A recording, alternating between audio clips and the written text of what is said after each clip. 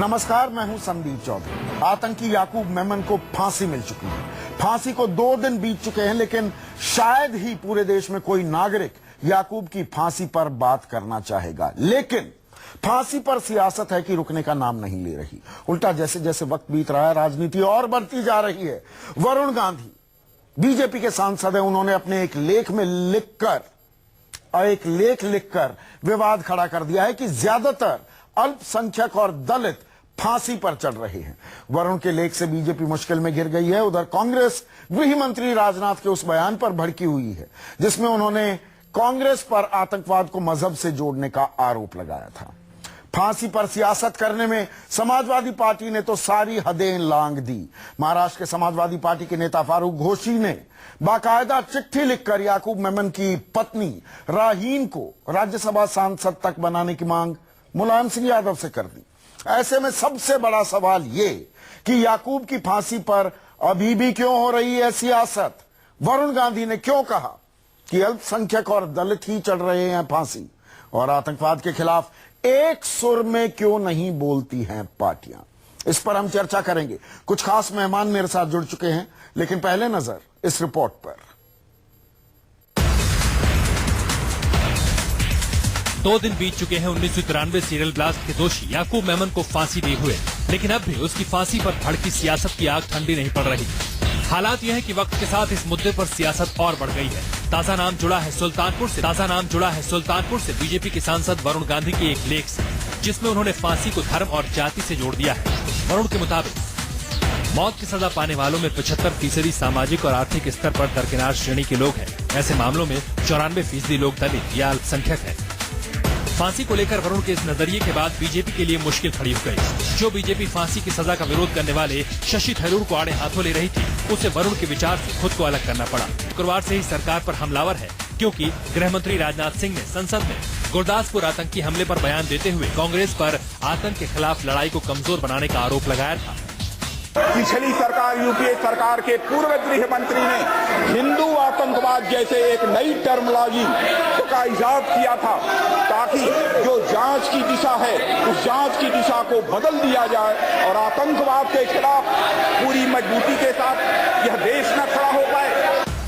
राजनाथ के बयान के बाद कांग्रेस हमलावर हो गई है। गुलाम नबी आजाद ने गृह मंत्री के बयान को आज पूरी तरह से खारिज कर दिया, तो वहीं बीजेपी ने फिर कहा कि कांग्रेस आतंकवाद को धर्म से जोड़ती है।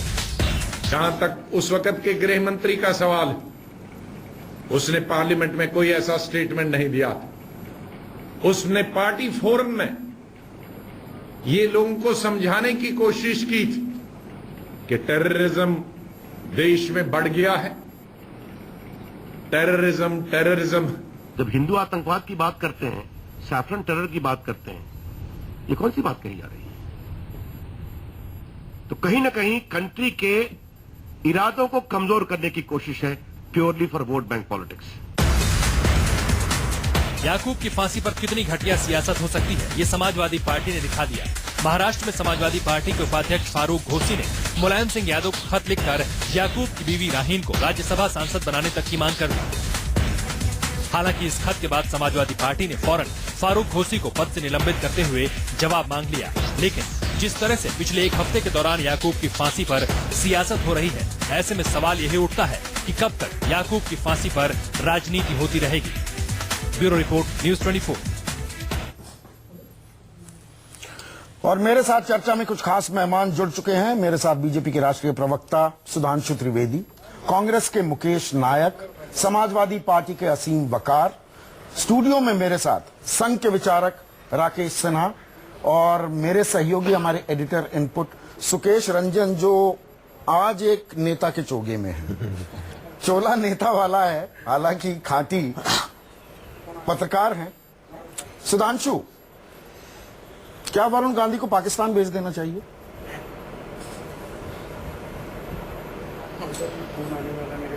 देखिए, जहां तक भारतीय जनता पार्टी का मत है, हमारा यह स्पष्ट मत है कि न्यायपालिका ने जो जो व्यवस्थाएं की हैं, सभी विषयों के ऊपर विचार करने के बाद उन्होंने निर्णय लिया है। तो मुझे नहीं लगता किसी न्यायपालिका के निर्णय की बाद में विवेचना या मीमांसा होनी चाहिए। क्या वरुण गांधी याकूब मेमन के समर्थक हैं? नहीं, वरुण गांधी याकूब मेमन के समर्थक की कहां बात आ सकती है? वरुण गांधी ने तो फांसी के संदर्भ में कहा। आप ही के लोग कह रहे हैं ना ये जेनेरिक कि बात जो भी फांसी पर सवाल उठा रहा है वो याकूब मेमन का समर्थक है, आतंकियों का समर्थक। देखिए, कई चीजें ऐसी हैं, देखिए नहीं, देखिए वहां पे मामला भिन्न है। हाँ, वही तो जानना चाह रहा हूं। चीजें एक तो ऐसी हैं, एक, हाँ वही बता रहा हूं, एक पक्ष तो ऐसा है, कई चीजें तथ्यों से थोड़ा भिन्न होकर आती, जैसे कहा गया शत्रुघ्न सिन्हा जी ने लिखित में दिया था। नहीं, मैं पूछ ही नहीं रहा हूं, मैं कहीं पर भी सिग्नेचर करके नहीं भेजा है। नहीं, तो उसी प्रकार से बाकायदा वरुण गांधी के साथ ये आर्टिकल आउटलुक में छप चुका है, स्टैंड्स पे मैगजीन आ चुकी है। हाँ, तो उस प्रकार से जो आपने बात कही ना, अरे भाई यहां तो एक निश्चित जमात है जो सिर्फ याकूब मेमन ही क्यों, तो वरुण गांधी भी उस जमात में शामिल है ना। 7 साल फांसी नहीं दी तो गई। वरुण गांधी भी उस तर्क के हिसाब से उसी जमात के हिस्सा है। अरे भाई मुझे वाक्य तो पूरा करने दीजिए मान्यवर जी, मुझे वाक्य पूरा करने दीजिए, फिर आपको जो टिप्पणी करनी हो करिएगा। देखिए, ये वही जमात है जो अफजल गुरु के लिए भी आके खड़ी हो जाती है। ये वही जमात है जो इशरत जहां को बिहार की बेटी कहने लगती है। ये वही जमात है जिसके लिए सलमान खुर्शीद कहते हैं कि बटाला हाउस इनकाउंटर की बात सुनकर सोनिया गांधी जी की आंख में आंसू आ गए थे। ये वही जमात है जिसमें दिग्विजय सिंह जी इस तरह की पुस्तक बीजेपी के महासचिव भी बात सुन लीजिए। मुझे, मैं फिर विनम्रता से कह रहा हूं, मुझे वाक्य पूरा करने दीजिए, उसके बाद बोलिएगा, अंत तक तो मुझे पहुंचने दीजिए वाक्य में। ये वो जमात है जो इस पुस्तक का विमोचन करते हैं दिग्विजय सिंह, जिसमें लिखा होता है 26/11 Mumbai attack was an RSS conspiracy. इस ढंग की वाहियात बातों का वर्षानुवर्ष प्रतिपादन जिन्होंने किया, जमात वो है।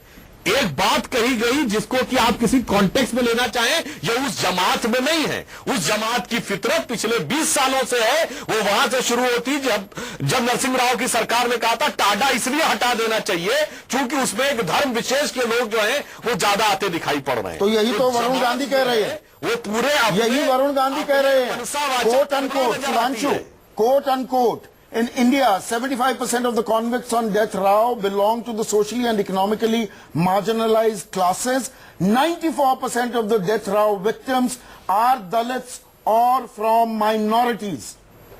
यही वरुण गांधी कह रहे हैं। भाई देखिए, वो एक न्यायिक व्यवस्था की प्रक्रिया है जिसमें हमें यह सुनिश्चित, आपके सांसद है कि बीजेपी को जवाब देना होगा। कम हो तो आप ये नहीं कांग्रेस के लोगों के परखच्चे उड़ा दें और अपने सांसद को बचाते फिरें कि नहीं निजी बयान हो गया। नहीं मान्यवर संदीप जी, जो लोग याकूब मेनन के बहुत पक्ष में खड़े हैं और जो बात वरुण गांधी ने कही है कोई नई बात नहीं है। जिन लोगों ने इससे ज्यादा तो बीजेपी इत्तेफाक रखती है इस बात से, के साथ होता है, तो ठीक कह रहे हैं वरुण गांधी। मुझे बात तो पूरा, उनसे मैं अनुरोध करना चाहूंगा कि वो वकील लोग जो लाखों रुपए की एक अपियरिंग की फीस लेते हैं, क्यों नहीं उन्होंने इन लोगों के पक्ष में जाके काम किया। खुद तो खड़े होने के लिए लाखों रुपए की फीस लेते हैं और बाद में आके भाषण देते हैं कि गरीबों को न्याय नहीं मिल रहा है और वरुण गांधी सही जो एक्विटेड लोग हैं वो गरीबों से आते हैं। वरुण गांधी आतंकवादी समर्थक हैं कि तर्क संगत बात कर रहे हैं सुधांशु? जी, वरुण गांधी आतंकवादी समर्थक नहीं है और जहां तक भारतीय जनता पार्टी का मत है वह स्पष्ट है। वरुण गांधी जी का जो मत है वो उनका निजी राय है, वो उनकी निजी राय है। राकेश सिन्हा, मुझे अभी भी समझ में नहीं आ रहा, कांग्रेस के लोग यही बोली बोले, शशि थरूर 2 दिन पहले कुछ ट्वीट करें, दिग्विजय सिंह कोई बात कहें तो बवाल काट देते हैं बीजेपी के लोग। उनके ही घर से आवाज आए तो निजी बयान कहकर उस पर पर्दादारी करने की कोशिश की जाती है।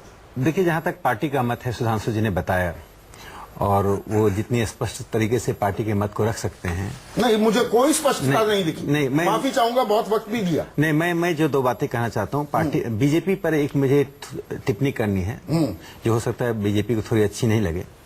भारतीय जनता पार्टी के नेताओं में एक विवेक बहुत ज्यादा जग रहा है और मुझे लगता है कि पार्टी प्लेटफॉर्म का कम उपयोग करते हैं और बाहर के प्लेटफॉर्म का बहुत अधिक उपयोग करते हैं। उसमें प्रवक्ताओं के साथ कठिनाई क्या है कि प्रवक्ता ना पार्टी के बाहर के लोगों को डिफेंड कर सकते हैं, ना पार्टी के लाइन को नहीं बता सकते हैं। तो ये भारतीय जनता पार्टी एक छोटी सी कठिनाई से गुजर रही है। इसमें इसकी संख्या बहुत ही कम है। मुझे लगता है कि जो संवेदनशील मुद्दे हैं जिस पर पार्टी की स्पष्ट मत है, चाहे कांग्रेस हो या भारतीय जनता पार्टी हो, उसमें राष्ट्रीय पार्टियां जितनी भी हैं उसके कम से कम बड़े नेताओं को, मध्य स्तर के छोटे नेता कभी कभी ऐसा बयान दे सकते हैं, जो लोग राष्ट्रीय स्तर के नेता हैं उनको कम से कम पार्टी प्लेटफॉर्म पर गहन चिंतन मनन करके ही बाहर बयान देना चाहिए। यदि पार्टी के मत से आप असहमत हैं और आपका विवेक बहुत ज्यादा जग रहा है तो आप कहिए कि मैं पार्टी के मत से असहमत हूं, मेरा विवेक जग रहा है। इसमें कोई लोकतंत्र में अलग राय रखना भी कोई गुनाह नहीं है। जहां तक एम्बैरेसमेंट है कि नहीं, इसको एम्बैरेसमेंट नहीं मानता हूं मैं आप जिन बातों पर मैं बता रहा हूं, मेरी बात सुन लीजिए। उग्र रुख अख्तियार करते हैं। मैंने जितनी आलोचनात्मक टिप्पणी की वो काफी है कहने के लिए। मैं आगे जो कह रहा हूं, देखिए ये एम्बैरेसमेंट नहीं है। जिस परिस्थिति से राजनीतिक प्रक्रिया से देश गुजर रहा है उसमें सभी पार्टियों में थोड़ी बहुत से लोग हैं जो अलग राय रखते हैं और अलग राय को लोकतंत्र में बहुत ज्यादा एक्सट्रीम रूप में नहीं देखना चाहिए। यदि इतना आप नहीं आजादी देंगे। यहाँ तो सोशल मीडिया पर भेड़ियों की तरह टूट पड़ते हैं लोग। मैं सोशल मीडिया की बात नहीं कर रहा। उसमें बीजेपी के भी लोग नहीं, देखिए जब ये बोली आने लगती है ना, ऐसे बोल कि जो याकूब का या जो फांसी की मुखालफत कर दे पाकिस्तान। नहीं, मैं बता रहा हूं। देखिए दोनों में एक बुनियादी अंतर समझिए। बुनियादी अंतर समझिए। जब याकूब मेमन पर फांसी की सजा हुई तब जो राय बनी कि बाबरी मस्जिद को ढाने वालों को क्या दे रहे हो, तब कोई पूछेगा कि पार्टीशन के बाद जो खून खराबा हुआ, डायरेक्ट एक्शन लिया गया, वो क्या कर रहे हो। कोई कहेगा औरंगजेब ने। देखिए कब तक पीछे जाएंगे टेररिज्म पर। कब तक पीछे? मेरी बात मैं 1992 मैं कह रहा हूं दिसंबर से 12 मार्च से पहले मैं कह रहा हूं। मैं दूसरी बात कह रहा हूं। श्री कृष्णा कमीशन बना हुआ है राकेश सिन्हा। देखिए श्री कृष्णा कमीशन, वहां पर इंसाफ क्यों नहीं होता? कमीशन को जितना सिलेक्टिव ढंग से सेकुलरिस्ट पार्टियों ने कोर्ट किया उन्होंने वो पूरा पढ़े। मेरे पास श्री कृष्ण कमीशन पर पूरी तरह लोगों को फांसी चढ़ी। श्री कृष्ण कमीशन कितने लोगों को फांसी? उसकी राय को गलत ढंग से लोग रखते हैं। दो बातें मेरी सुन लीजिए यहाँ पर। दो बातें सुन लीजिए। मेमन के ऊपर जिस ढंग से ध्रुवीकरण हुआ, जिस ढंग से उसको एक मार्टर के रूप में, एक शहीद के रूप में प्रोजेक्ट करने की कोशिश हुई, दिग्विजय सिंह ने किया, शशि थरूर ने किया, अबू आजमी ने किया। अबू आजमी ने क्या बात कर रहे हैं? पूरे देश में सांप्रदायिक माहौल को खराब करने की कोशिश हुई और आम मुसलमानों का इंसल्ट किया गया। अंतिम बात कह दूं। 10 जनपद के बिना स्वीकृति का दिग्विजय सिंह नहीं बोल सकते हैं। बिना राहुल गांधी के इशारे का शशि थरूर नहीं बोल सकते हैं। और मुझे दुख है, आप अपनी राय रखिए। फांसी की सजा हो नहीं हो इस पर डिबेट होना चाहिए, लोकतंत्र में जगह मिलनी चाहिए। लेकिन एक हत्यारे आतंकवादी जो विदेशी पैसे, विदेशी धन, विदेशी मन से चलता रहा है, उसके ऊपर ध्रुवीकरण कर रहे हैं और उसकी पत्नी को लोकसभा का सदस्य बनाने की मांग उठ रही है। वो सांसद को वो उस नेता को चुल्लू भर पानी में नहीं मानते। मुकेश जी क्या बोलेंगे? चुल्लू भर पानी में कांग्रेस को डूब जाना चाहिए। मुकेश नायक, पहला देश है जिसमें ऐसा हो रहा है। आप फांसी पर सियासत कर रहे हैं, आतंकवाद को मजहब से जोड़कर देखने की कोशिश कर रहे हैं, सांप्रदायिक सौहार्द बिगाड़ रहे हैं। गंभीर आरोप। देखिए, पहले तो मैं ये कहना स्पष्ट कर दूं बिल्कुल कि याकूब मेमन के मामले में पार्टी में कोई अलग राय नहीं है। पूरी पार्टी में केवल एक ही राय है कि फांसी अच्छी हुई है। होने से पूरे दुनिया में संदेश गया है कि भारतवर्ष के अंदर इस तरह की अराजकता, आतंकवाद को कोई जगह नहीं है। पूरी कांग्रेस पार्टी एक सुर से ये कहती आई है कि हम सुप्रीम कोर्ट के निर्णय का स्वागत करते हैं। इससे ज्यादा हम और कुछ नहीं बोल सकते। जहां तक अभी सिन्हा साहब बहुत गुस्सा हो रहे हैं, मैं उनसे ये कहना चाहता हूं, चुल्लू भर पानी में तो उन्हें डूब के मर जाना चाहिए जो आतंकवादियों को मंत्री पद पर रहते हुए कंधार छोड़ने गए थे, और चुल्लू भर पानी में डूब के उनको मर जाना चाहिए कि भारत में रोज ISIS और पाकिस्तान के झंडे फहराए जा रहे हैं और बीजेपी के साथ मिलकर वहां सरकार बनाई गई है। थोड़ा सोच समझकर बोलिए महानुभाव। मैं ये कहना चाहता हूं कि आतंकवाद के खिलाफ मुकेश नायक, मुझे एक चीज समझाइए। जब फांसी का दिन मुकर्रर होता है, जैसे जैसे वो तारीख 30 जुलाई नजदीक आती है, तभी कांग्रेस सक्रिय क्यों होने लगती है? सियासत की कोशिश तो नहीं है। आप सोचिए, हमने अगर इस पर सियासत की होती तो अफजल गुरु को फांसी कब हुई, कसाब को फांसी कब हुई, पूरे देश की रक्षा के लिए इंदिरा जी की शहादत कब हुई, राजीव गांधी जी की शहादत कब हुई। नक्सलवादियों ने हमारे दूसरी पंक्ति के पूरे नेताओं को छत्तीसगढ़ में मार दिया। हम तो देश के बाहर के आतंकवाद और मुकेश देश जी, के अंदर एक के सवाल, आतंकवाद एक छोटा दोनों सवाल से है, लड़ते क्योंकि चले आए हैं। मुकेश हमारा जी, ये बहुत ट्रैक छोटा रिकॉर्ड सवाल रहा है। है। मुकेश जी, आप बहुत सुलझे हुए हैं, बहुत अच्छा बोलते हैं, मैं आपका बहुत अभिनंदन करता हूं इस बात के लिए। एक छोटे से सवाल का जवाब दीजिए। अब्दुल रहमान अंतुले आपकी सरकार के मंत्री थे, कसाब पर जो उन्होंने बयान दिया आपको मालूम होगा, आप ढक पोत लीजिए। शशि थरूर ने जो ट्वीट पर लिखा उसको आप उस पर क्या कहेंगे? दिग्विजय सिंह ने जो बयान दिया, देखिए आपकी पार्टी ने स्वागत किया, मैं मानता हूं आपकी पार्टी ने फांसी का स्वागत किया, लेकिन स्वागत करते हुए इफ एंड बट जब लगा देते हैं तो आतंकवाद पर आपका स्टैंड डाइल्यूटेड हो जाता है, देश कमजोर पड़ जाता है। मैं नहीं कहता हूं कांग्रेस ने स्टैंड नहीं लिया, कांग्रेस ने लिया, लेकिन इफ एंड बट लगाकर जब लेते हैं तो उससे अच्छा तो आप फांसी का स्वागत नहीं करते। आप कहते फांसी नहीं हो तो ज्यादा अच्छा होता है। इफ एंड बट लगाने से देश में संदेश जाता है, भ्रम पैदा होता है और बाहर ये दुनिया में संदेश जाता है कि भारतीय जनता पार्टी की सरकार कोई ऐसा काम कर रही है जैसे याकूब मेमन को इस प्रकार फांसी दी गई है जो एक निर्दोष था, कहीं से ढूंढ कर लाया गया, मुस्लिम होने के कारण फांसी पर चढ़ा दिया गया। आज संदेश यही दिया है कांग्रेस ने इफ एंड बट। और आप दिग्विजय सिंह को डिसऑन कर दीजिए, शशि थरूर को डिसऑन कर दीजिए, मुकेश जी को अब्दुल रहमान डिसऑन अंतुले को डिसऑन कर दीजिए। राकेश, मुकेश। राकेश सिन्हा जी, आपने बहुत ही प्रासंगिक सवाल उठाया है। ये उसी तरह के एक्सेप्शनल है, उसी तरह की निजी राय राजनीतिक दल के अंदर अपवाद है, जैसे वरुण गांधी जी ने बयान दे दिया।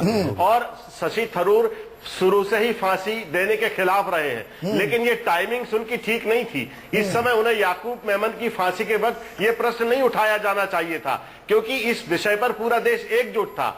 जिस तरह से बंबई में आप तो संसद में गृह मंत्री का बयान सुनने को तैयार नहीं। कोई भी गुरदासपुर में आतंकी हमला हो रहा था मुकेश नायक, और कांग्रेस वहां पर सदन में हंगामा कर रही थी। हम एकजुट एक आवाज में आतंकवाद को कंडेम भी नहीं कर पाए। देखो, सदन में कुछ भी हो रहा हो, सबसे ज्यादा जरूरी था कि पंजाब में जिनकी सरकार है, पंजाब में बीजेपी और अकाली दल की सरकार है, आतंकवाद को उन्हें वहां रोकना चाहिए था। ये स्टेट सब्जेक्ट, ये बाद में भी हो सकता था। में इस तरह की अराजकता, हंगामा करने के बजाय एकजुट आवाज बुलंद होनी चाहिए थी। मानेंगे कि नहीं मुकेश नायक साहब? ये सवाल एकजुट आवाज निकालना बाद में हो जाता। वो एकजुट आवाज है और एकजुट आवाज रहेगी। संसद से वो ध्वनि नहीं सुनाई दी, संसद से वो ध्वनि नहीं सुनाई दी। असीम वकार, मुझे एक चीज बताइए, कांग्रेस की बात हो, बीजेपी की बात हो, घूम फिर कर कि भाई निजी राय थी, निजी राय आपके एक नेता की भी, मैं उनको ज्यादा सुशोभित नहीं करना चाहता हूं उनका नाम दोहराकर भी, लेकिन ये ऐसी आवाजें क्यों बुलंद होती हैं? आप ही की पार्टी में ये नेता, अब इन्हें बाहर निकाल दिया गया, अबू आजमी वो पैरोकारी करते घूमते हैं, लेकिन जो दरअसल विवादित बयान देने के लिए काफी मशहूर या बदनाम, जो भी शब्द आप इस्तेमाल कर लीजिए, आजम खान सबसे तर्कसंगत बात भी करते दिखाई देते हैं। अलग अलग सुर क्यों आतंकवाद पर? आपको पीड़ा होती है असीम वकार इस बात को लेकर? सर 18 मिनट से मैं बहुत सब्र और तहम्मुल से आप लोगों को सुन रहा था। तो मेरी गुजारिश ये है कि जब मैं बोलूं तो मेरी बात सुनने के बाद खूब तर्कों से मुझे जवाब दीजिएगा, बीच में टोकिएगा नहीं जी। देखिए, माननीय सर्वोच्च न्यायालय में जो ये केस आया, ये आया 1994 में, और कुछ लोग ये कहते हैं कि अप्रूवल बना के लाए थे, कुछ लोग ये कहते हैं कि गिरफ्तार किया गया था, कुछ लोग ये कह रहे हैं उससे वादा किया गया था, मुझे नहीं पता। लेकिन मुझे एक बात ये पता है कि 1994 में कांग्रेस की सरकार थी, और न्यायालय में जो सबूत पेश किए गए, सर्वोच्च न्यायालय हो या उच्च न्यायालय हो या उसके नीचे के न्यायालय हो, तरीका ये होता है कि जो सबूत और गवाह पेश किए जाते हैं वो अदालतों में उसी के आधार पर सुनवाई होती है और उसी के आधार पर सजा भी दी जाती है। तो मैं समझता हूं कि सर्वोच्च न्यायालय ने जो सजा मुकर्रर की है वो पेश किए गए सबूतों और गवाहों के आधार पर थी। हम सब इस देश के रहने वाले माननीय सर्वोच्च न्यायालय का तहे दिल से और सर झुका के सम्मान करते हैं और उसके हर फैसले का सम्मान करते हैं। मैं किसी भी तरह से सर्वोच्च न्यायालय के फैसले के खिलाफ ना हूं, ना मेरी कौम है। लेकिन एक बात मैं आपसे कहना चाहता हूं कि मैं एक किस्सा सुनाना चाहता हूं, खास करके अपने संघ के भाई जो बैठे हैं हमारे, और भारतीय जनता पार्टी के भाई बैठे हैं, ये सुन ले कान खोलकर। एक किस्सा सुना रहा हूं कि एक व्यक्ति ये कहता है कि मैं नरोड़ा गांव में एक मस्जिद के पास बहुत बड़े गड्ढे में 200 से 250 लोगों को लाके डालता हूं अपने लोगों के साथ, फिर उस पर पेट्रोल डालता हूं, फिर उस पर डीजल डालता हूं, फिर उसको चले हुए टायरों से जला देता हूं और 7 बजे स्टेट के गृह मंत्री को फोन करता हूं और उससे बताता हूं कि मैंने इतने लोगों की हत्याएं कर दी। फिर वो ये कहता है कि जब मैं गिरफ्तार हुआ तो जब मेरा केस जज के सामने पहुंचा तो जस्टिस ढोलकिया थे उस वक्त, तो वो कहता है कि मेरे बारे में जब मेरी फाइल जस्टिस ढोलकिया के सामने गई तो ढोलकिया जज ने यह कहा कि जज साहब ये कहने लगे कि बाबू बजरंगी, इसको एक बार फांसी नहीं दी जाना चाहिए, इसको 5 बार फांसी पे लटकाना चाहिए। और उसके बाद उन्होंने मेरी फाइल फेंक दी। तो जिस आदमी ने खुद अपना कन्फेशन किया, अपनी बात जो उसने घटना जो उसने कत्लेआम किया वो कबूला, फिर 2012 में कोर्ट में फिर कर हम वहीं आ गए होता है। असीम वकार साहब, घूम फिर कर हम वहीं आ गए। आतंकवाद को हम मजहब के चश्मे से देखने लगे। इस पर मैं अभी तफसील से चर्चा करूंगा। माया कोडनानी को ये मैं समझ गया, ये मैं समझ गया। ये जो हमारी एक बीमारी हो गई है देश में कि आतंकवाद को मजहब के चश्मे से ही देखेंगे। मेरा आतंकवाद, तेरा आतंकवाद जो होने लगा है। आजादी होना चाहिए। वकार साहब, मैंने आपको बहुत वक्त दिया। वकार साहब,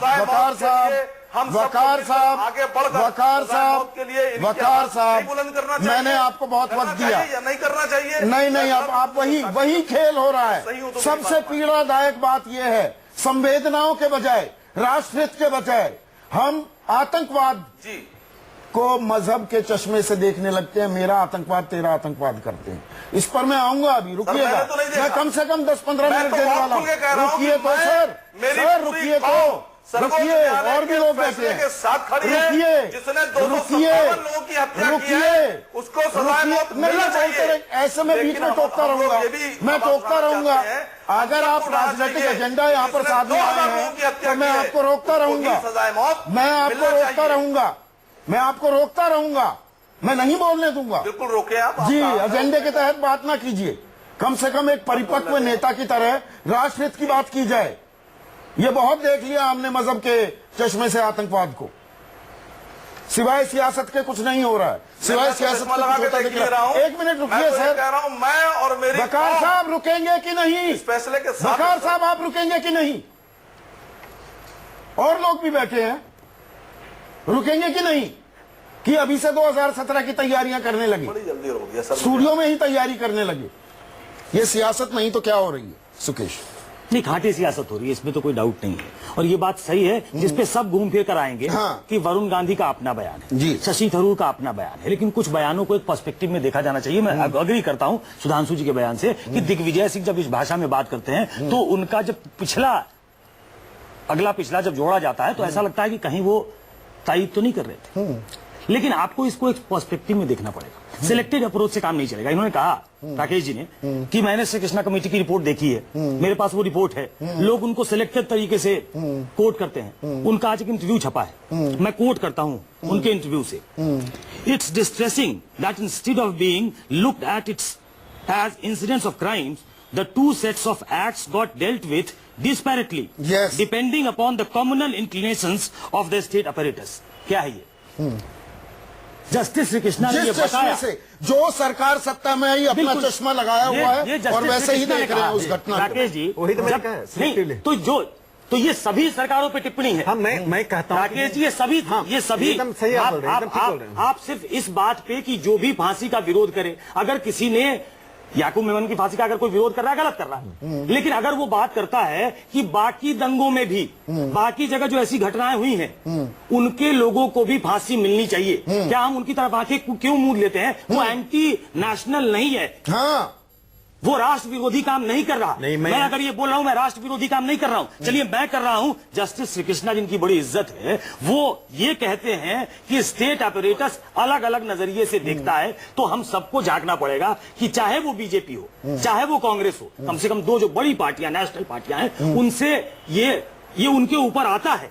उनको ये ओनस लेना पड़ेगा कि हमको उस चश्मे से नहीं देखना। लेकिन यहाँ ओनस लेने को कोई तैयार नहीं है। मेरा आतंकवाद, तेरा आतंकवाद होने लगता है, कहा जाने लगता है, और बहुत बुलंद आवाज में ये हिंदू आतंकवाद क्यों कह दिया, तो मुस्लिम आतंकवाद क्यों कहा जाता है, इस्लामिक टेरर क्यों संज्ञा दी जाती है, आतंकवाद को आतंकवाद क्यों नहीं मानते हैं।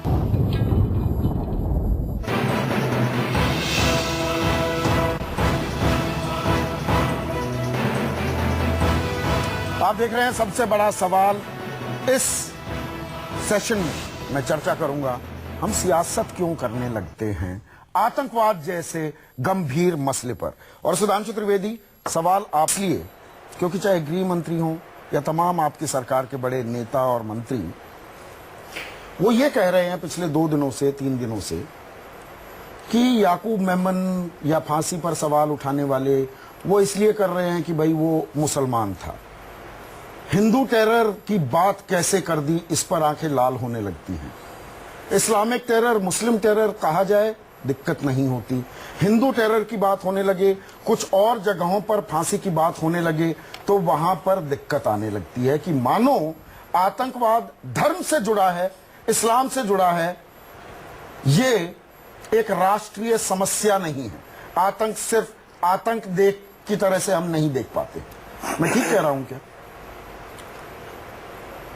संदीप जी, भारतीय जनता पार्टी ने कभी भी न हिंदू टेरर वर्ड यूज किया, न मुस्लिम टेरर वर्ड यूज किया। मीडिया, बौद्धिक प्रतिष्ठान जो यूज करना हो करें, पर जब आप सत्ताधारी दल के नाते बोलते हैं, जब आप गृह मंत्री के नाते बोलते हैं, तो जिम्मेदारी से बोलना चाहिए। 10 जनवरी 2013 को जब तत्कालीन गृह मंत्री सुशील कुमार शिंदे ने बोला था, तो आपको ध्यान हो, राजनाथ जी ने भी बोला कि हाफिज सईद ने बधाई दी थी। और मजेदार बात जानते हैं क्या है? जब उनसे भाजपा ने पुरजोर विरोध किया और उन्होंने अपना बयान वापस लिया और उनसे पूछा गया था, ये आपने किस आधार पे बोला, तो कह रहे थे समाचार पत्रों का उदाहरण दे रहे थे। अरे गृह मंत्री बोल रहा, आप आईबी की रिपोर्ट बताइए, इंटेलिजेंस की रिपोर्ट बताइए, तथ्यात्मक बोलिए, तब आप कहिए इससे खतरा है। नहीं, मेरा सवाल ये है, आधार पे बोल रहे हैं। मेरा सवाल ये है, आतंकवाद को हम आतंकवाद के तरीके से क्यों ना देखें?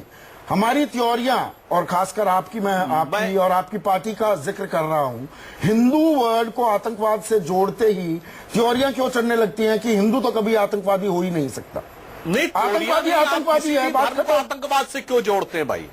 आतंकवादी है, क्यों आपने हिंदू वर्ड टेरर यूज किया? 25 अगस्त 2010 को सबसे पहले चिदम्बरम यूज करते हैं। और याद करिए, विकीलीक्स में यह बात आई थी। मैं ये नहीं कह रहा विकीलीक्स सत्य थी, मगर राहुल गांधी ने आज तक उसका खंडन नहीं किया है कि उन्होंने अमेरिकी अधिकारियों से कहा था कि इस देश को हिंदू आतंकवाद से ज्यादा खतरा है। भाई ये हिंदू आतंकवाद वर्ड क्यों कांग्रेस के नेताओं ने क्वाइन किया? और दिग्विजय सिंह जो है इस विषय को लेकर लगातार उठाते हैं। भाजपा के किसी नेता ने किसी मजहब के साथ आतंकवाद को नहीं जोड़ा। राजनाथ जी ने, आपने कब अपना एतराज दर्ज कराया इस्लामिक टेरर को लेकर? आपने इस्लामिक टेरर को लेकर अपनी यहाँ पर जब आप आतंकवाद को किसी भी धर्म से, आपने इस्लामिक टेरर और ये शब्द लगातार इस्तेमाल हो रहा है, इसको लेकर आपत्ति कब दर्ज कराई कि आतंक को धर्म से मत जोड़ो? कभी कांग्रेस के नेता ने, सुनिए, जो सत्ता में बैठ के किसी ने इस्लामिक टेरर वर्ड नहीं यूज किया, ना कांग्रेस के नेता ने, हम तो कभी करता ही नहीं। जब आप सत्ता में बैठकर, जिम्मेदार पद पर बैठकर किसी धर्म को आतंकवाद से जोड़ेंगे तो हम विरोध करेंगे, और वही हमने किया। मुकेश नायक, हाँ, अब एक बात मैं और भी कहना चाहता हूं। मैं एक सेकंड, अभी इस चीज को सुलझाइए पहले। मुकेश नायक, आप धर्म से जोड़ रहे हैं, मजहब से जोड़ रहे हैं आतंकवाद को, यह आरोप है बीजेपी का। नहीं, हम धर्म से आतंकवाद को जोड़ा ही नहीं जा सकता। धर्म, जहां धर्म होगा वहां आतंक कैसे हो सकता है? जहां धर्म होगा वहां आतंक कैसे हो सकता है? तो फिर शिंदे क्या कह रहे हैं? होगा वहां तो प्रेम होगा, दया होगी, करुणा होगी, उदारता होगी। आतंक कैसे होगा? हमने कभी आतंकवाद क्या कह रहे थे? पी चिदम्बरम क्या कह रहे थे? पूर्व गृह मंत्री की बात कही।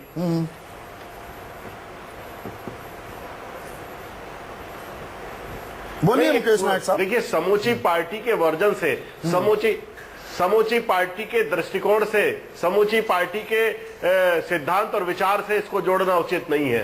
बीच बीच में सभी राजनीतिक दलों में ऐसे नेता होते हैं जो अपनी निजी राय को प्रकट करते हैं, लेकिन पूरे राजनीतिक दल की देश का गृह मंत्री जब बोलता है वो निजी राय नहीं होती। सिद्धांत और माफी से मैं कहना चाहूंगा, एक नहीं 2 मंत्री। हाँ, नहीं, अभी उन्होंने खुद बताया कि उन्होंने अपना बयान वापस ले लिया था। इन्होंने बताया कि उन्होंने अपना बयान वापस ले लिया था, शिंदे जी ने, और उन्होंने समाचार पत्रों को आधार बना के वो बयान दिया था। ये कहा उन्होंने, जब उन्होंने बयान वापस ले लिया तो उसके बाद बहस के लिए बचता क्या है? बहस के लिए कुछ नहीं बचता है राकेश सिन्हा। देखिए, एक सर, ये बहस होती है, धर्म के चश्मे से हम जोड़कर आतंकवाद को देखते हैं। संदीप जी, आपका प्रश्न बहुत बुनियादी है। संदीप जी, मैं एक वाक्य कहना रह गया था पिछले वक्तव्य में, मैं एक वाक्य कहना चाहूंगा, मुझे कृपया अनुमति। जी, बोलिए। संदीप जी, मैं एक वाक्य कह दूं, कांग्रेस पे अपने मुकेश नायक जी को एक तथ्य याद दिला देना चाहता हूं। 2006 में केरल की विधानसभा में पक्ष और प्रतिपक्ष दोनों, यानी वामपंथी, कम्युनिस्ट और कांग्रेस दोनों ने मिलकर सर्वसम्मत प्रस्ताव पारित किया था कि कोयंबटूर ब्लास्ट के आरोपी मौलाना मदनी को, जो तमिलनाडु की जेल में है, छोड़ दिया जाए। अरे बताइए, इससे बड़ा उदाहरण हो सकता है कि आपने देश की विधायिका को सर्वसम्मत रूप से प्रयोग किया। यहां पे निजी राय कहां है मुकेश जी, जरा मुझे बताएंगे। नहीं, पर मैं अभी अगले सवाल पर पहुंच गया हूं। राकेश सिन्हा, क्या धर्म के चश्मे से आतंकवाद को देखा जाता है? ये कड़वी हकीकत है और दोनों तरफ से होता है। देखिए, मैं मुकेश जी आऊंगा आपके पास, मैं दूंगा मौका। इस प्रश्न को मैं बुनियादी इसलिए मानता हूं कि ऐसा होता है। होता है, हम उसे नकार नहीं सकते। मैं अब सुनिए, 9/11 के बाद मैं 4 देशों का नाम ले रहा हूं। मैं इसलिए जोड़ रहा हूं, आप ये मत कहिए, बाहर की बात मत कीजिए। फ्रांस, बेल्जियम, नीदरलैंड और 2 और यूरोपियन कंट्रीज में बुर्का तक को बैन कर दिया गया है। अब एक घटना दर्शकों के लिए बहुत इंपॉर्टेंट होगा, जिससे भारत और यूरोप के बीच एक अंतर स्थापित होगा। खासकर भारत के मुसलमानों को भी पता चलेगा कि इस देश की पंथ निरपेक्षता में धर्म की भूमिका कैसी है। बेल्जियम के सीनेट में जब बुर्का बैन पर आया तो 136 सदस्य में 2 अब्सेंट थे अपने व्यक्तिगत कारण से। 134 एक बार ये भी बता दीजिए, संघ के विचारक महोदय, अरे मेरी बात सुन लीजिए ना, आप आइएगा ना। ये भी बता दीजिए कि जिस ISIS को अमेरिका प्रतिबंधित बात तो सुन लीजिए। अरे उसी ISIS अरे डिबेट के हेलीकॉप्टर हथियार गिरा के मदद करते हैं। अरे डिबेट होने दीजिए, बता दीजिए, डिबेट होने दीजिए। तो 134 सदस्यों ने बुर्का बैन का समर्थन किया। भारत में इस्लामिक टेरर, मैंने तो कोई गलत बात पूछी नहीं। इस्लामिक टेरर मैंने तो ये बात कही। अरे मेरे एंकर संदीप जी हैं, आप नहीं हैं। अपराधी हैं जो लोग, क्रिमिनल्स हैं जो। सुन लीजिए, पहले बात सुन लीजिए। आप पहले बात सुन लीजिए। आपकी बारी आएगी, आप घबरा क्यों रहे हैं? पार्टी वाले आप घबरा क्यों रहे हैं? और आज प्रवृत्ति की तरह डिबेट में भी भाग लेंगे। जी वकार साहब, मैं आपके पास आऊंगा, थोड़ी सी हम सबकी बात सुन लें। मैं यहाँ पर ये चीखने चिल्लाने वाली चर्चाओं में ज्यादा इंटरेस्टेड नहीं रहता हूँ। तो संदीप जी, हमारे यहाँ पर आराम से चर्चा हो। संदीप जी ऐसा है कि इसके कारण से यूरोप के पूरे देशों में समाचार पत्रों में इस्लामिक टेररिज्म, जिहादी टेररिज्म का उपयोग होता है, जो कि उपयोग भारत तक भी पहुंचा है। लेकिन मुझे इतना, मैं आधिकारिक रूप से कहता हूं कि किसी भी राष्ट्रवादी संगठन ने इस्लामिक टेररिज्म नहीं कहकर सीधे का आतंकवाद कहा। एक बात जो मैं तथ्यात्मक कहना चाहता हूं, गूगल सर्च पे आप जाइए, 1,61,00,000 सर्च हुआ हिंदू टेररिज्म का। 1,61,00,000। देश के किसी भी न्यायपालिका ने किसी भी व्यक्ति को हिंदू टेररिस्ट डिक्लेयर नहीं किया। तीसरा सवाल मैं जो पूछना चाहता हूं, मुंबई में धमाके होते हैं, 2008 हो, उससे पहले 2005 के ट्रेन ब्लास्ट जो हुए थे, कहीं भी उस वक्त एक SMS बड़ा प्रचलन में आया था कि सभी मुसलमान आतंकी नहीं हैं, लेकिन जितने आतंकी पकड़े जाते हैं वो मुसलमान क्यों? ये सवाल उठे हैं जी। मैं पलटकर ये कहूं, ये दरअसल ये एक प्रोपेगेंडा फैलाया जा रहा है। अगर मैं कहूं कि लिट्टे क्या है, सबसे खूंखार आतंकी संगठन लिट्टे, उनका धर्म क्या है? नक्सलवादी, उनका धर्म क्या है? खालिस्तानी जो आतंकी थे वो किस धर्म के थे? हम धर्म से जोड़ते क्यों हैं? मैं कड़वा सवाल पूछ रहा हूं पूरी जिम्मेदारी। मैंने यही कहा कि भारत की आम चेतना में एक आम सहमति बनी कि हम धर्म से नहीं जोड़ेंगे। सोशल मीडिया में दिखावा है ये। नहीं, सोशल मीडिया दरअसल अंदर हम जोड़कर देखते हैं। नहीं, सोशल मीडिया में जो लोग करते हैं उन पर भी श्री कृष्णा, क्या आप एक कमेंट बताना चाहिए? एक कमेंट पहले सुकेश बता दें, क्या स्टेट बायस के बारे में वो कहते हैं?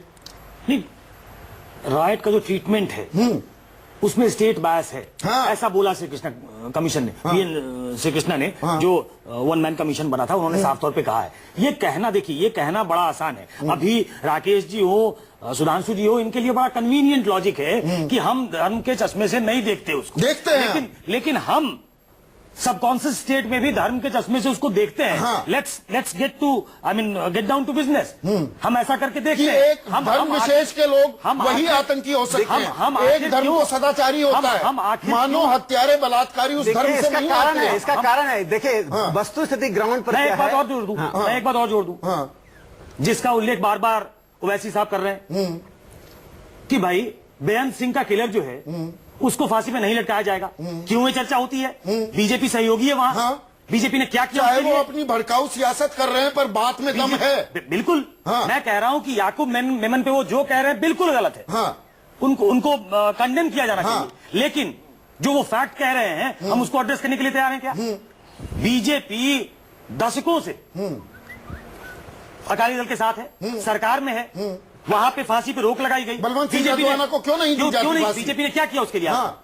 इस बात का जवाब देना चाहिए। राकेश जी भी दें और थोड़ा सा छोटा कमेंट चाहूंगा क्योंकि वकार साहब के पास भी मुझे जाना है। देखिए, मुझे उनका comment मैं चाहिए। एक बात कहना चाहता हूं। अलकायदा और आईएसआईएस के इमरजेंस के बाद पूरे विश्व में इस्लामिक टेरर की जो बात की जा रही है, भारत तो वो भारत उससे बचा नहीं रह सकता है। एक बड़े पैमाने पर ऑर्गेनाइज तरीके से धर्म का को एक्सप्लॉइट करके एक वर्ग कर रहा है। इसलिए इस्लाम से जोड़ने की बात नहीं है। एक जनरल बोलचाल की भाषा में लोग बोलने लगे हैं, चूंकि आतंकवाद का एक बड़ा वर्ग, मैं भारत की बात नहीं कर रहा हूं, इस जो आतंकवाद का कर रहा है, अमेरिकी सोच को इंडिया नहीं, अमेरिकी सोच की बात नहीं है।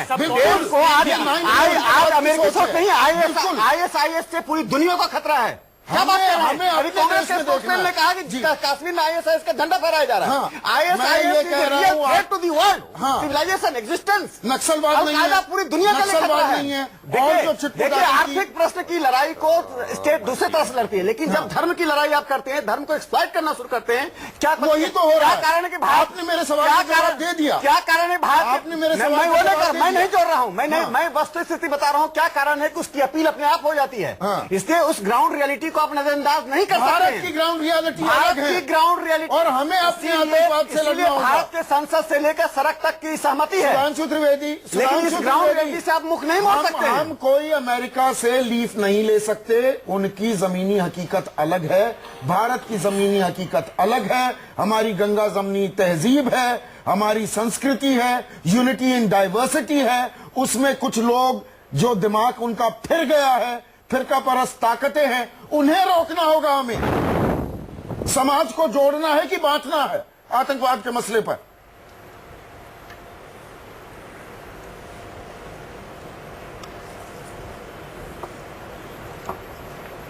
जी सुधांशु जी, आपसे है सवाल।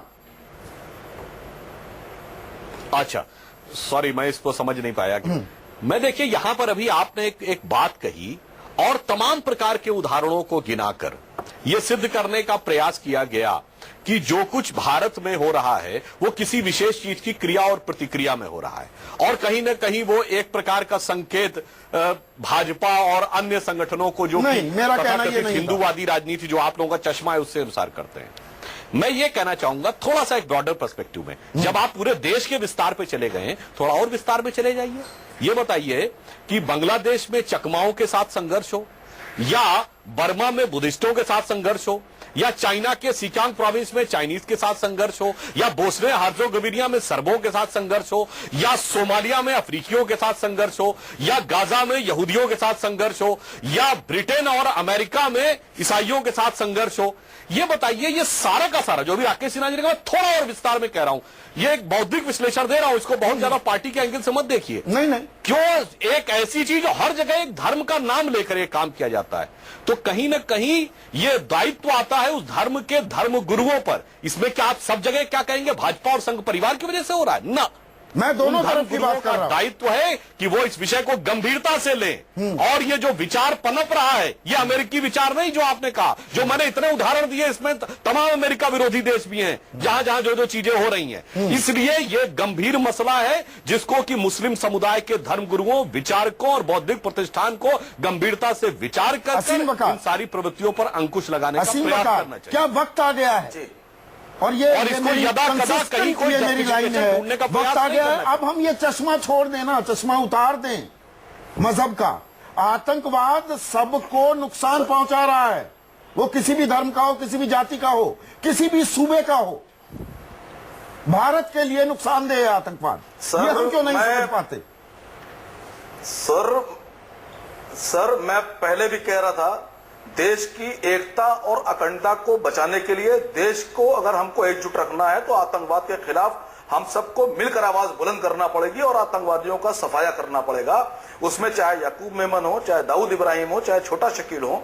लेकिन मैं इसमें भी आपकी तारीफ करता हूं कि आपने बहुत बेबाकी से नक्सलाइट का नाम लिया, आपने पंजाबी जो पंजाब के उग्रवादी थे उनका नाम लिया, आपने माओवादियों का नाम लिया। मैं एक बात आपकी दोहराना चाहता हूं, आपने कहा कि एक प्रचार किया गया कि ये मानते हैं कि सभी मुसलमान आतंकवादी नहीं होते हैं, लेकिन जो पकड़े जाते हैं वो सब मुसलमान होते हैं। तो मैं आपके चैनल के माध्यम से पूछ रहा हूं कि क्या यह मान लिया जाए कि असीमानंद, साध्वी प्रज्ञा, कर्नल पुरोहित ये मुसलमान थे? इंदिरा जी के मारने वाले मुसलमान मान लिए जाएं, राजीव जी की हत्या करने वाले मुसलमान मान लिए जाएं, छत्तीसगढ़ में जितने भी कांग्रेसियों की हत्याएं की गई थी वो मुसलमान मान लिए जाएं, जितने भी ट्रेन में बम लगाए गए हैं समझौता एक्सप्रेस में ये सब मुसलमान मान लिए जाएं। देखिए, भारतीय जनता पार्टी का अपना अलग चेहरा है। भारतीय जनता पार्टी और संघ प्रचार करते हैं, इनका ये प्रचार का तरीका है कि दूसरी कौमों के खिलाफ भाई आपकी भी दिक्कत में एक परेशानी है। बकार साहब एक मिनट, बकार साहब दिक्कत ये है, बकार साहब सुनिए, देखिए मैं आपको पूरा वक्त दे रहा हूँ, मेरी बात तो सुनिए, मेरी बात तो सवाल उठाया था सर। बकार साहब क्या मेरी बात तो सुनिए, 2000 लोगों के बकार साहब दी जाना चाहिए या नहीं दी जाना चाहिए? मुझे इसका जवाब आपके चैनल पे नहीं मिला। चलिए, मैं चाहता हूं कि इसको आप बेबाकी से जवाब दे दें। यहाँ पर सबसे बड़ी दिक्कत ये हुई, सुधांशु भी कुछ कहना चाह रहे थे पर सुधांशु वक्त की कमी है। सबसे बड़ी दिक्कत, एक लास्ट एडिटोरियल कमेंट में सुकेश से ले लूं, 20 सेकंड में सुकेश आपका कमेंट चाहूंगा। शुरुआत सब बड़ी अच्छी करते हैं कि हमें आतंकवाद के खिलाफ एकजुट होना चाहिए, और जैसे ही विश्लेषण में जाते हैं तो दूसरी तरफ के गड़े मुर्दे उखाड़े जाने लगते हैं। देखिए, मैं बड़ा लिमिटेड पॉइंट है। आप सबकॉन्शियस स्टेट में जब ये आपके दिमाग में होगा कि कहीं ना कहीं मुस्लिम युवा जो हैं या मुस्लिम वर्ल्ड जो है, मुस्लिम अलग अलग विश्व के अलग अलग मुल्कों का उन्होंने जिक्र किया जहां मुसलमान है, वो कॉन्फ्लिक्ट में है। लिमिटेड पॉइंट ये है कि भारत देश में, अपने देश में, हम जब तक उनको फॉर्डर नहीं देंगे तब तक ये पनपेगा नहीं। हमको वहां भी जाना पड़ेगा, वहां हिट करना पड़ेगा कि वो हमारे यहाँ इतनी उर्वरक जमीन ना पाए ताकि वो ऐसा करने के लिए बाध्य हो। क्या हम उस दिशा में भी सोचते हैं क्या? ये एक बड़ा मौजूद सवाल है जिसकी तरफ हमको ध्यान देना पड़ेगा। इसको क्रिटिसाइज कर सकते हैं लेकिन इस पर सोचना पड़ेगा। और यही उम्मीद है सुधांशु, आगे भी हम चर्चा जारी रखेंगे। आज बिल्कुल खत्म हो गया है वक्त। आपका बहुत बहुत शुक्रिया जी। चलिए बोलिए 10 सेकंड बोला है। हाँ, एक वाक्य बिल्कुल सही उन्होंने कहा। इसीलिए हमें यह ध्यान रखना चाहिए कि वही जमात जो इनका साथ दे रही, मगर उनमें से एक व्यक्ति ने भी अबुल कलाम जी को 2007 में दोबारा राष्ट्रपति बनने का समर्थन नहीं किया था। जी, क्यों आप इस उम्मीद के साथ कि ये चश्मा उतार देंगे, ने जो कहा है, ये मजहब का चश्मा हम उतार देंगे। सुधांशु त्रिवेदी, मुकेश नायक, असीम वकार, राकेश सिन्हा और सुकेश रंजन, आपका शुक्रिया। आज सबसे बड़ा सवाल में बस इतना ही। नमस्कार।